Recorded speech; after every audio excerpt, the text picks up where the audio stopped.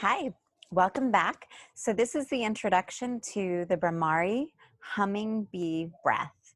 And it's called Bhramari after the goddess in the Vedic tradition, Bhramari, who, with the help of all of the six-legged creatures of the world, all of the bees and the wasps and all the six-leggeds, she called upon them to help her to fight a demon that was in the Vedic story as it goes. Krishna was being attacked by this demon, and Parvati actually incarnated herself into Bhramari.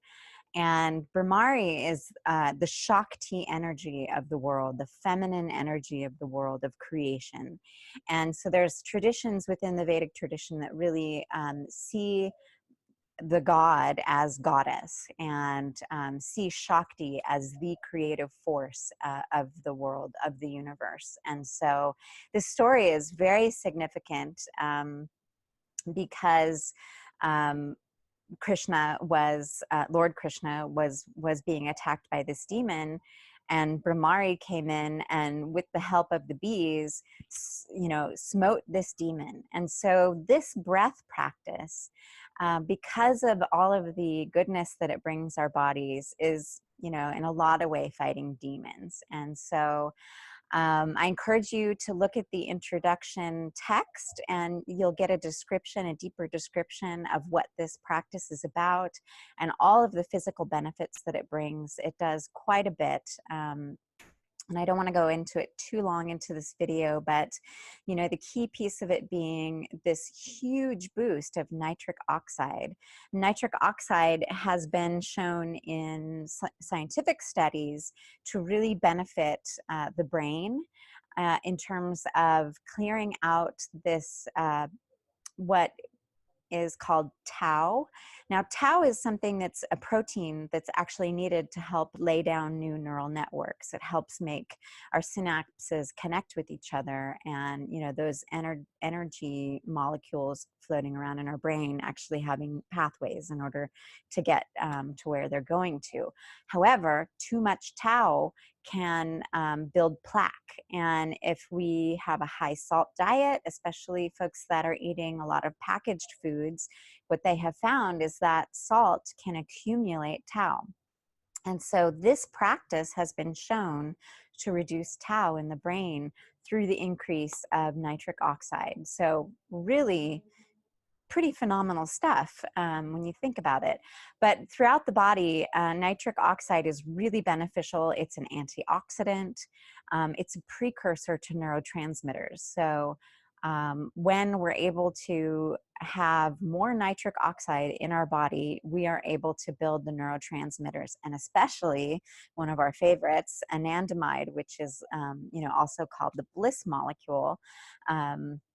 There's been some Nobel Prize winning work around that particular molecule within the brain, but anandamide is essential for really good flow states. So a lot of these practices that I teach are about helping us to get into better flow states, deeper flow states, so that, after you finish your meditation, you can get along into your day having really productive blocks of time or deep work I'll share some books on that.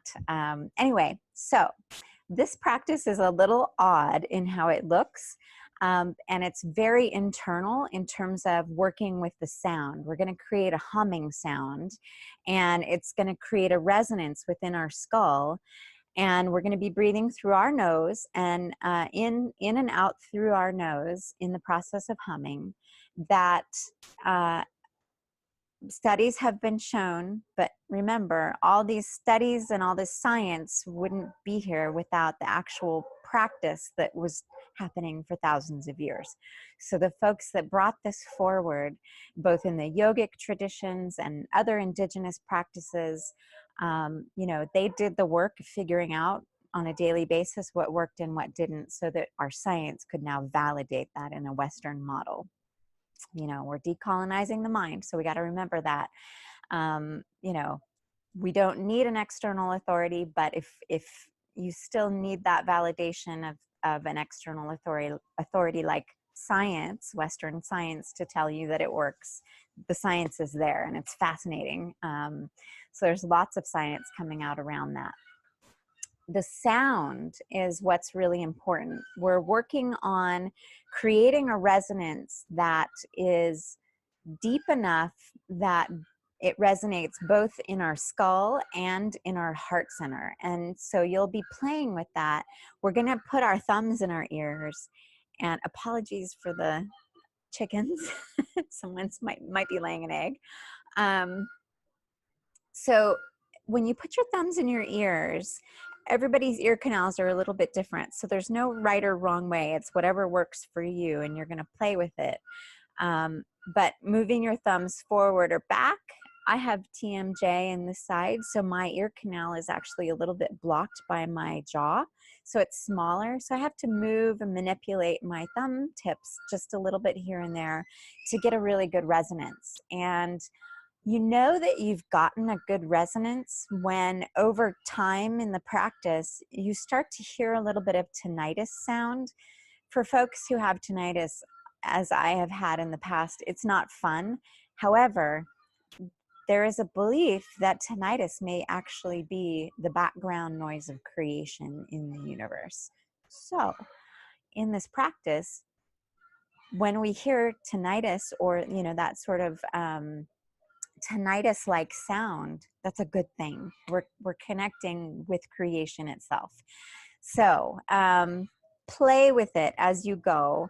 And what you're going to do is you're going to breathe in and through your nose, and then you're going to start to hum. You're going to make a hum sound.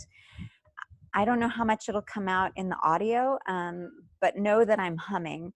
There's a modulation, so you might hum a little bit louder and then come down and hum a little bit lower until you start to feel the vibration in both your chest and your head.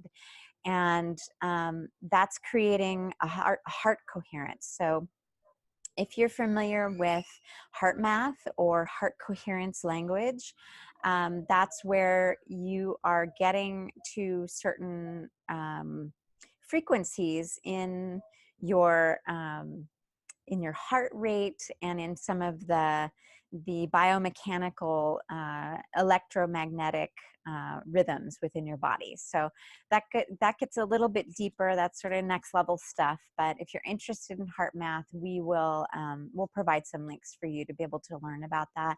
There's some biofeedback devices that can help you as well, that can be useful. So just know that sort of external validation cues exist to help you in finding those things as well. But this in particular, this practice is pretty easy to find in that resonance process. And what ends up happening is in the process of doing this for 5 or 8 minutes or even 10 minutes if you have time, your body is releasing like 30% more nitric oxide in the body. So pretty significant amounts. We make nitric oxide naturally, but we need more of it to be able to really get into more brain practices and flow practices that use a lot of additional happy chemicals that we need to get into those flow states. So here's what we're going to do. This is the practice. You're going to put your thumbs in your ears, and then if it's light out, you want to cover your eyes with the first 2 fingers, and then with the the ring fingers, you're going to find this little, there's these little divots on your nose that when you're breathing out, it actually helps you to feel more resonance. And then you kind of lift off slightly when you're breathing in, because it actually can block the flow of your air when you're breathing in. And when you breathe in, this is key. You want to sound like Darth Vader. It's called Ujjayi breath. And it's kind of a sound where you open the back of your throat and you kind of make this extra sound as you're breathing in. And that actually helps you to capture the nitric oxide that you're making and bring it down into the lower lobes of your lungs. So in the breath work that you did just prior to this, the breath pumping, the breath of fire, you are really opening up those channels more deeply. And in this practice, you're putting in more nitric oxide, which is then available for the rest of your body, available as those precursors to neurotransmitters. So, all like really fascinating stuff. So, thumbs in the ears, cover the eyes, find those little divots on your nose. It's a little different for everyone. And breathe in.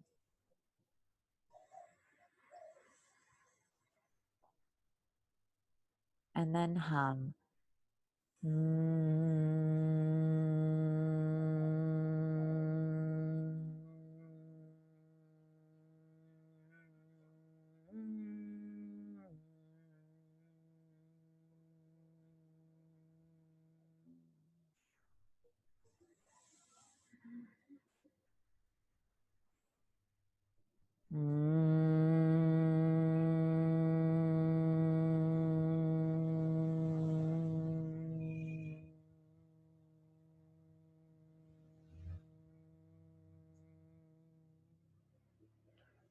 So that's it. It's a very simple practice, very deep practice. This is a mucus clearing, a kapha type of a practice. So for folks that don't have those doshas, it may be too much. It may be dampening for you to do it for too long. So I find for myself 5 to 8 minutes is really good. 10 minutes for other folks. If you find that it's dampening your spirits, or cold depression, as it's also called in Kundalini, you can back off a little bit. It really is going to depend on you and what's happening for you. You may find at first you have this backup of mucus or, extra tau or that sort of thing. You've got toxins in the brain that you're clearing through and releasing as you go. And then later on in the 40-day challenge, you may find that, let's see, sorry, I've got something. Java wants to, there we go. Sorry about that. You may find that you want to back off later on. It may start to get to be too much for you. Or you want to increase it if you find that it was too much at first and you want to try it a little bit more of it later on. So just play with it. That's what we're all here doing on our mats. It's just experimenting. So this is all about self-consciousness and finding out what works for you.